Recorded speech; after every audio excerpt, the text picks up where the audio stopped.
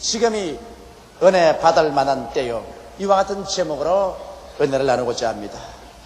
우리는 다 같이 하나님을 믿고 예수님 안에 들어와서 은혜를 받은 사람들인 것입니다.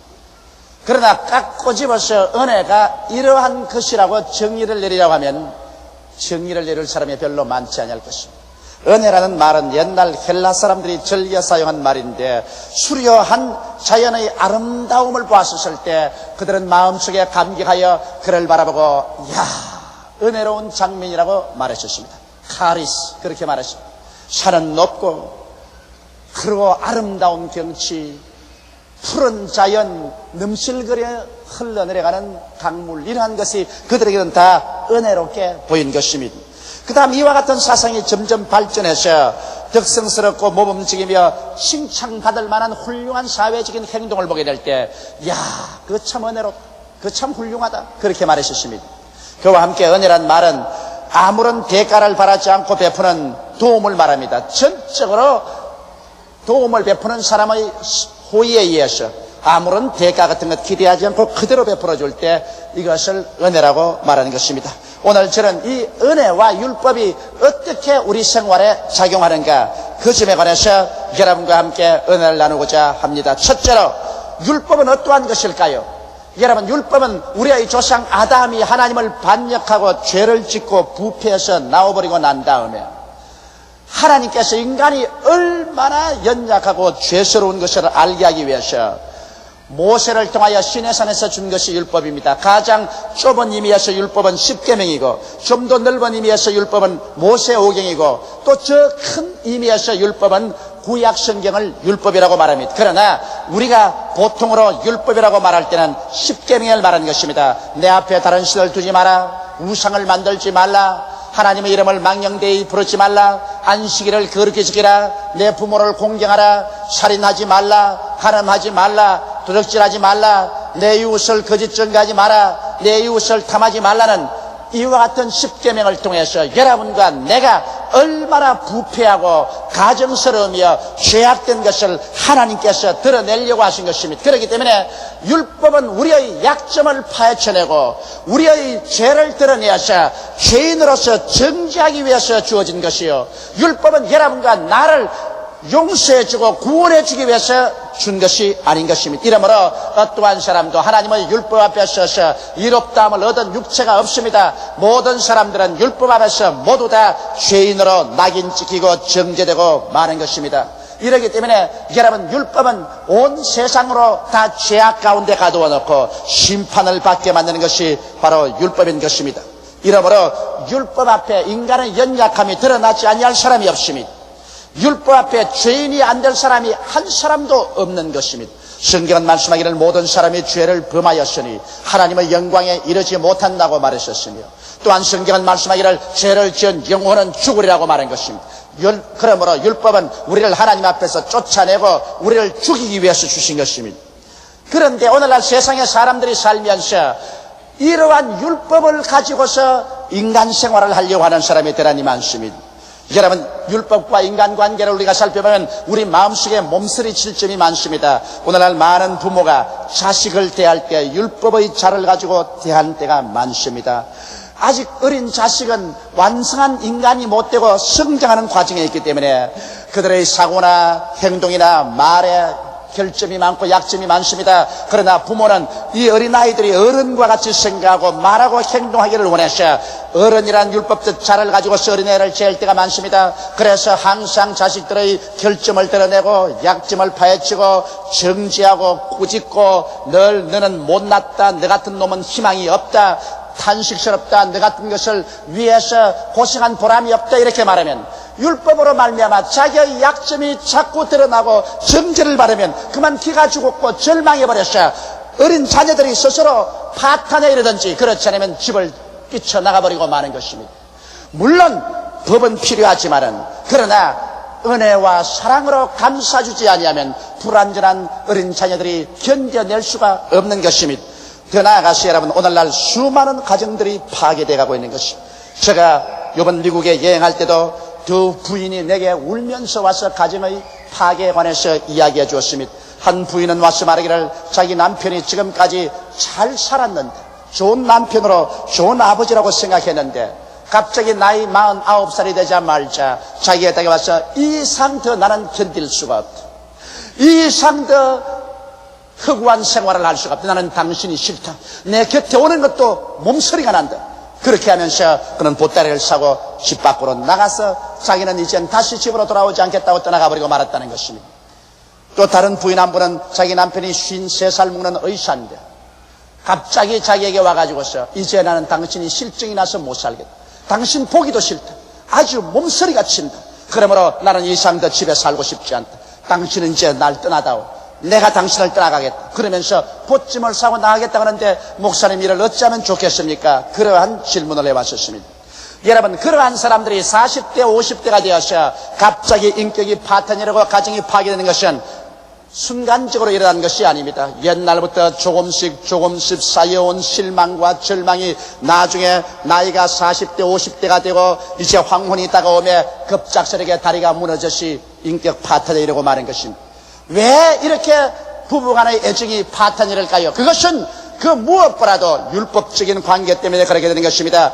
남편이 아내를 바라볼 때 아내를 율법적으로 바라보고 항상 아내의 약점을 드러내고 결점을 드러내고 아내를 정죄한다면 그 연약한 죄 많은 아내가 남편 앞에 설 수가 없습니다. 당신은 왜 화장을 그렇게 하느냐, 옷 맵시가 왜 그렇게 나쁘냐, 몸에 왜 맵시가 없느냐, 음식은 그렇게 잘못 만드냐, 집안 관리는 왜 이렇게 하느냐, 말솜씨는 그렇게 무식하게 하느냐, 온갖 약점을 다 드러내어서 그를 가지고서 자꾸만 인격을 모욕하고 이미지를 파괴시키고 정죄하면 그만 그 부인은 점점 그 남편 앞에서 자기 스스로가 파괴되고 맙니다. 집을 떨쳐나가든지 안 그러면 노이로워지든지 그러면 가정을 마음속에서 던져버리고 마는 것입니다.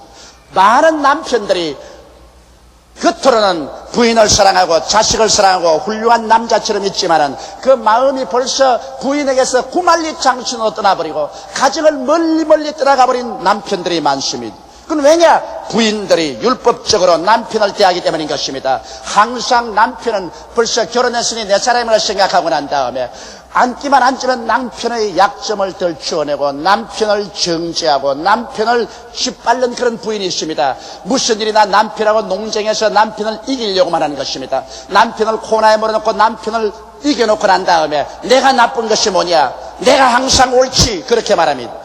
자기가 옳아서 남편하고 싸워서 이긴 것은 좋다고 생각할지 모르겠지만 그와 함께 남편을 영원히 놓쳐버리고 맙니다. 남편의 마음은 그렇게 말합니다. 좋다, 잘났다, 너는 정말 훌륭하다, 그래 나는 못났다, 너하고 같이 살 자격이 없는 사람이다, 안녕히 잘 있어라. 그가 뛰쳐 안 나가더라도 그 마음은 구만리 장천 멀리 떠나가 버리고 마는 것입니다. 이번 미국에서 내게 호소한 이 두 부인의 경우를 보더라도 그 두 부인이 너무 똑똑하고 너무 잘났어요. 너무 훌륭하고 너무 잘났기 때문에 그 남편이 그들의 계속해서 결점을 드러내고 심판하는 과정에서 이것이 조금 쌓여서 나중에 견딜 수 없는 환멸에 처하고 마는 것입니다. 여러분, 사람들은 다 약점이 많고 죄인들입니다. 사람은 여러분 의로운 사람이 한 사람도 없습니다. 의는 없나니 하나도 없다고 말한 것입니다. 인간에게 필요한 것은 이해와 동정과 사랑이 필요한 것입니다. 성경에는 남편들아 아내 사랑하기를 제목같이 해서 남편은 아내를 사랑하라고 말했고 성경 전체를 봐도 아내들이여 남편을 사랑하라는 말은 한마디도 없습니다. 아내는 남편을 사랑하라는 말을 하지 않고 아내들이여 남편에게 복종하기를 죽게 하라고 말한 것입니다. 여자는 남편에게 사랑하라는 말하지 않고 복종하라고 말한 것입니다. 그러므로 여자들이 아무리 잘났을지라도 가정에 들어오면 남편에게 복종을 해야만 되는 것입니다.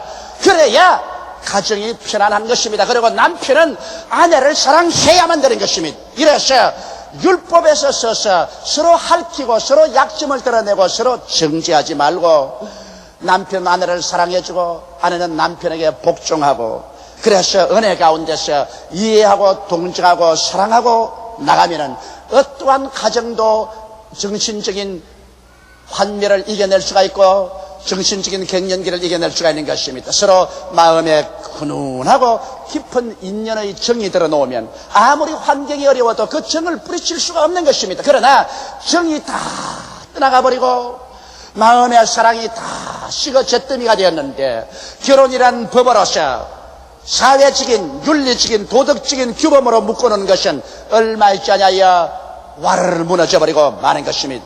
또 이웃과의 사이에도 꼭 그와 같은 것입니다. 여러분 스스로 판단을 받고 싶지 않으면 판단하지 말아야 되는 것입니다. 율법적인 축도를 가지고서 자기만 내놓고 난 다음 모든 사람의 약점을 자꾸 드러내고 결점을 말하고 심판하고 판단하고 하면 그 사람하고 친구가 될 사람 아무도 없습니다.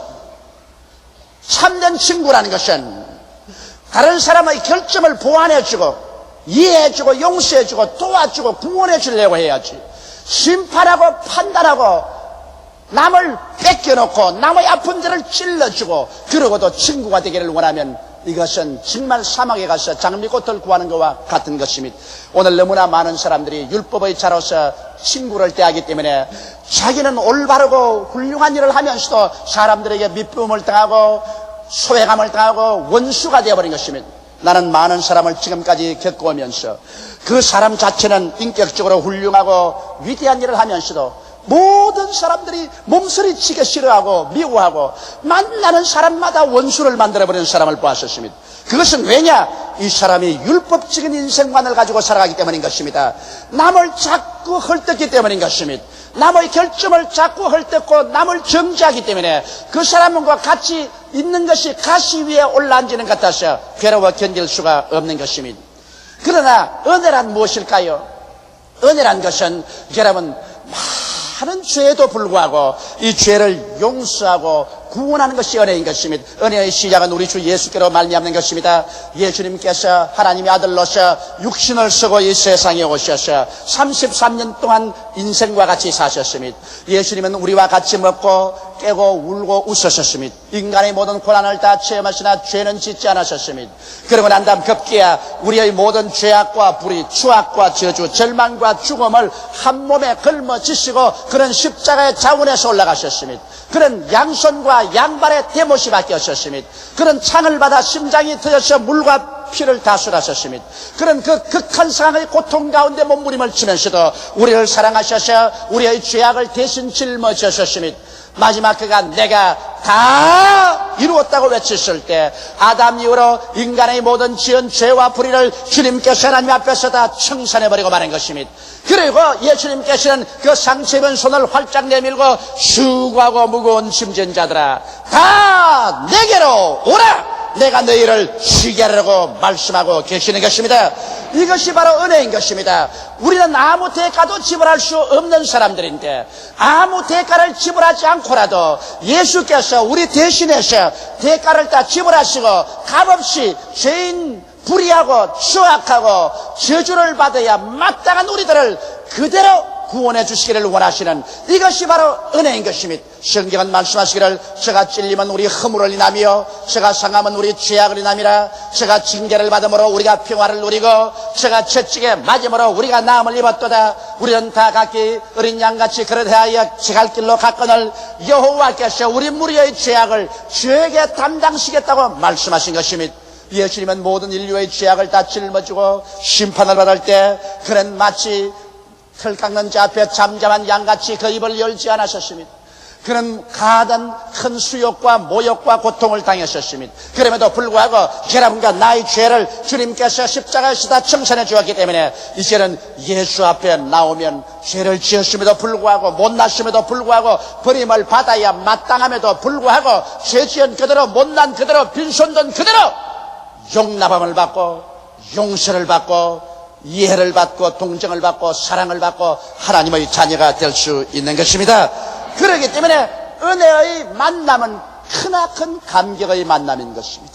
주님께서 은혜로서 나를 용서하고 구원하는 것을 체험하게 될 때 내 마음이 얼마나 감동이 되고 감격이 되는지 일어나서 나는 이제부터 올바르게 살아야 되겠다, 은혜에 보답하는 삶을 살아야겠다는 결심이 생기는 것입니다. 오늘날 죄인들을 수없이 많이 잡아서 감옥에 넣습니다. 감옥에 넣었을 동안에 그가 회개하느냐? 회개하지 않습니다.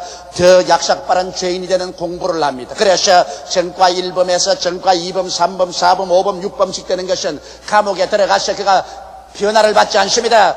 율법은 죄인을 잡아서 감옥에 넣으셔서 율법은 사람을 변화시키지 못합니다. 그러나 십자가에서 힘없이 못 박혀 늘어져 있는 그 예수 그리스도의 은혜에 부딪히게 되고 그 은혜와 만나게 되면 그 은혜로 말미암아 우리들은 변화를 받습니다. 죄가 용서 안 받고 마음에 그리스도의 은혜로 말미암아 중생을 하게 되고 마음에 성령이 임하시고 새 사람으로 변화될 수 있는 것입니다. 그렇기 때문에 성경은 말씀하기를 누구든지 그리스도 안에 있으면 새로운 피조물이라 이전 것은 지나갔으니 보라 새 것이 되었다고 말씀하고 있는 것입니다.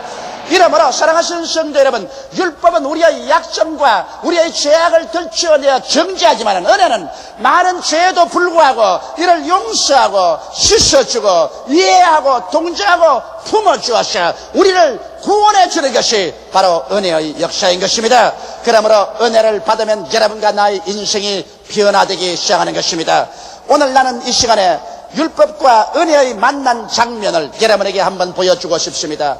예수님께서 하루는 성전에서 복음을 전가하고 있었습니다. 사람들은 그 예수 그리스도 입에서 나오는 진리와 은혜로운 말씀에 감격하여서 시간 가는 줄 몰랐었습니다. 그런데 갑자기 성전뜰에서 여인의 부르짖는 비명소리가 들리고 분노한 남자들의 고함치는 소리가 들렸었습니다. 사람들은 일시에 그곳을 바라보았었습니다. 그러자 여기에 한 여인이 끌려옵니다. 율법사들, 바리새 교인, 사두개 교인들이 분노하여 고함을 치고 발길로 차고 손으로 때리면서 한 여인을 끌고 옵니다. 머리는 산발이 되었었습니다. 옷은 다 찢어지고 신발은 벗겨버리고 얼굴과 몸에 상처를 입은 그대로 눈은 충혈되고 마치 죽음으로 끌려가는 짐승같이 공포에 꽉 들어차서 한 여인이 끌려왔었습니다. 이 여자를 예수 그리스도의 발 앞에 내어 던지고 난 다음 율법사가 외쳤습니다. 선생이여, 이 여자가 간음하다가 현장에서 잡혔습니다. 모세의 율법에는 이러한 여자를 돌로 쳐서 죽이라고 말하고 있습니다. 선생이여, 당신은 이 여자를 어떻게 하겠나요?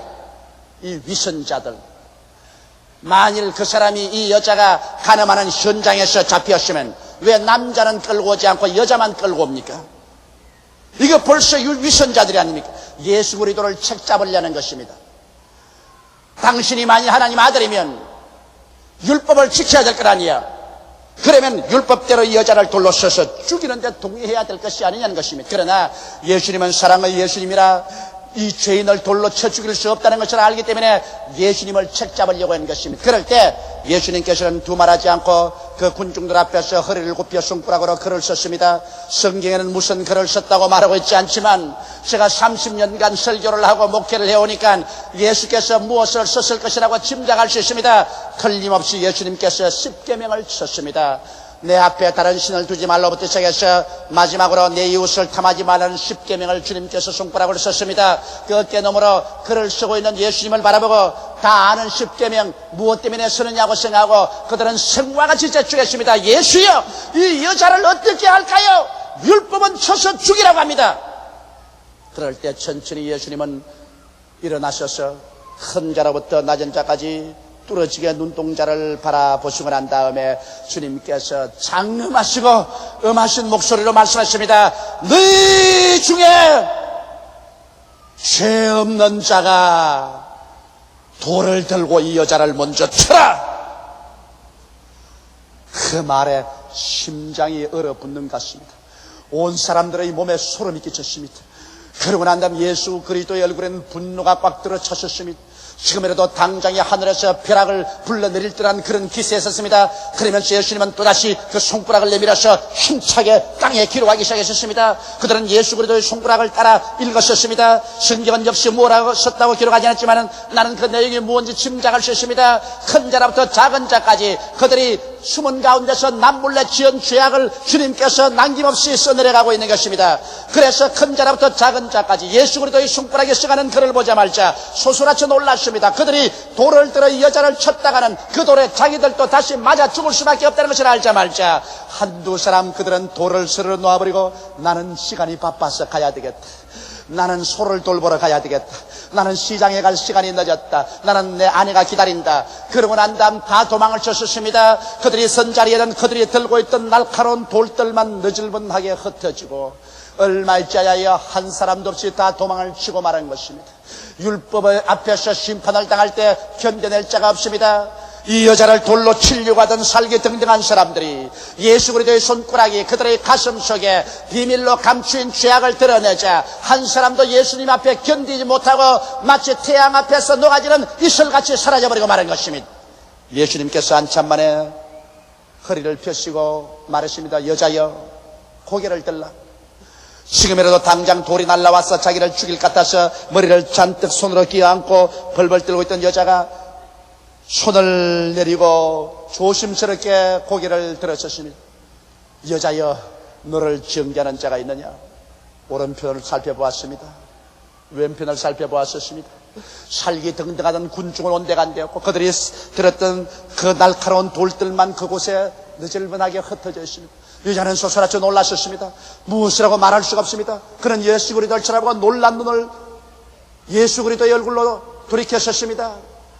주여, 나를 정죄한 자가 다 가버리고 없습니다. 예수님은 고개를 끄덕끄덕 하시고 난 다음에 이 여자를 보고 말씀했습니다. 여자여, 나도 너를 정죄하지 아니한다. 집에 돌아가서 다시 죄를 짓지 말라.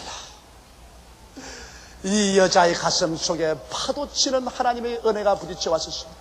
그는 꼭 죽을 줄만 알았습니다. 또 반드시 율법대로는 그 많은 사람들이 자기 전에도 죽어갔었습니다. 자기는 그날 돌무더기 속에 들어간 줄 알았는데 예수 그리스도를 만남으로 말미암아 기적적으로 그는 살아날 수가 있었습니다. 그리스도의 그 용서와 그 은혜에 부딪히자 그 영혼 속에 뜨거운 감격이 솟구쳐 올랐습니다. 뜨거운 눈물이 그 얼굴을 적셨습니다. 그는 머리를 다시며 만졌습니다. 옷을 다시며 만졌습니다. 아마 일어나서 예수 그리스도 앞에서 큰 절을 했을 것입니다. 그는 일어나서 그리스도를 돌아보고 또 돌아보면서 그는 집을 향해서 걸어가면서 말했을 것입니다. 나는 다시 죄를 짓지 아니하리라. 이 크나큰 은혜에 나는 보답해서 나는 새 사람이 되어서 살리라. 그 어린이 하신 말씀대로 다시 죄를 짓지 말라고 하셨으니 나는 다시 죄를 짓지 아니하리라. 은혜는 그 여자를 변화시켜 버리고 말았을 것입니다. 율법은 돌로서 이 불쌍한 여자를 쳐서 죽이려고 했지만은 율법은 이 여자를 회개시키지 못했었습니다. 율법은 이 여자를 변화시키지 못했었습니다. 율법은 이 여자를 구원하지 못했었습니다. 그러나 예수 그리스도의 은혜는 용서와 이해와 동정과 사랑으로 이 여자에게 은혜를 베풀고 이 여자에게 구원을 베풀 수가 있은 것입니다. 이러므로 사랑하는 성도 여러분, 이 세상에 율법이란 반드시 우리에게 필요합니다. 우리가 죄인이기 때문에 내가 죄인이라는 것을 드러내게 하는 것은 율법밖에 없습니다. 그 우리 필요한 것은 우리 얼굴에 무엇이 묻었는가, 우리 몸에 지장이 잘못됐는가 알아보기 위해서 그 우리 필요하지만은 그 우리를 씻어주지는 않습니다. 씻어주는 것은 바로 물이 우리를 씻어주는 것입니다. 이러므로 우리가 이 세상에서 율법을 가지고서 거울처럼 들여다보기는 하지만은 그러나 율법으로서 사람을 판단해서는 안 됩니다. 우리는 예수 그리스도의 십자가의 보배로운 물로서 우리는 씻어줘야만 하는 것입니다. 예수께서 오늘날 이 세상에 오신 것은 우리로 하여금 심판받거나 정죄받아 멸망시키려고 온 것이 아니라 예수 그리스도의 십자가의 은혜를 통해서 그 보배로운 피로 용서받고 구원받아 새 사람이 되게 하려고 주님께서 오신 것입니다. 그렇기 때문에 오늘 예수님은 당신의 십자가를 통하여 죄를 지었음에도 불구하고 못났음에도 불구하고 버림을 받아야 마땅함에도 불구하고 죄 있는 우리들, 못난 우리들, 빈손 우리들을 향해서 수고하고 무거운 짐진 자여 다 내게로 오라. 내가 너를 쉬게 하겠다고 말씀하고 있는 것입니다. 보라, 지금이 은혜 받을 만한 때요, 지금이 바로 구원의 날이다. 내가 은혜 베풀 때 너를 돕고 구원의 날에 너를 들어주겠다. 그러므로 내게로 오라고 주님께서 청하고 있는 것입니다. 우리는 예수 그리스도 앞에서 은혜를 받았었습니다. 예수 그리스도의 은혜가 아니었더라면 여러분과 나는 모세의 율법 앞에서 능지처참을 당하고 말았을 것입니다. 여러분 가운데 죄를 한 번도 짓지 않은 의인이 있다고 자부할 사람이 어디 있습니까? 살아갈수록 점점 많아지고 쌓여지는 것은 죄밖에 없는 것입니다. 이러므로 모세의 율법을 통해서 하나님 앞에 의롭다 하고 설 수 있는 자격을 얻을 사람은 한 사람도 없습니다. 그러나 예수를 믿음으로 말미암아, 예수께 순종함으로 말미암아 그 보배로운 피로 용서를 받고 의롭다함을 얻고 그 은혜를 받아서 우리는 보기에도 아름답고 듣기에도 아름다운 인간으로 변화되고 올바른 사람이 되고 그리고 온 세상에 하나님의 영광을 나타낼 수가 있습니다. 예수를 통하여 은혜 받아 새 사람이 된 체험을 한 이상 이제는 우리도 은혜에 빚진 사람들입니다. 은혜를 가지고 아내를 대하며, 은혜를 가지고 남편을 대하며, 은혜를 가지고 자식들을 돌보며, 은혜를 가지고 우리 이웃 간에 교제하는 여러분이 다 되시기를 주님의 이름으로 축원합니다. 다 같이 고개 숙여 기도드리겠습니다. 만군의 야훼 우리 아버지 하나님, 이 세상에 율법만 가지고는 살아갈 수가 없습니다. 모두 다 죄인이기 때문입니다. 율법적인 남편 앞에 죄인인 부인이 설 수가 없습니다. 율법적인 아내 앞에 죄 많은 남편이 박살을 당합니다. 율법적인 부모 앞에 죄로 연약한 어린 자녀들이 견딜 수가 없습니다. 율법적인 친구 앞에 죄 많은 친구들이 을신할 수가 없고 모두 다 상처를 입고 원한을 사고 돌아갈 수밖에 없습니다. 아버지, 율법은 필요하지만은 그러나 사랑으로서 감싸주지 아니하면 율법 자체는 처참한 파괴를 할 수밖에 없습니다. 내 아버지 예수 그리스도께서 율법의 상처 입은 우리들을 사랑으로 어루만져 주시고 은혜로서 용서하시고 씻으심을 감사하옵나이다. 예수님의 은혜를 받고 우리가 변화를 받고 새 사람이 되었은즉 이제는 주님이 쓰여 더욱 그 은혜 가운데서 우리가 하나님께 가까이 들어가서 살게 도와주시옵시고, 성령 충만해서 살게 도와주시옵시고, 하나님을 기쁘시게 하면서 살게 도와주시옵시고, 우리도 은혜의 빚진 자로서 은혜를 가지고 자식들을 대하며 부부간에 대하며 이웃을 대하고 변화시키는 우리들이 되게 도와주시옵소서. 예수님 이름 받들어 기도드리옵나이다. 아멘.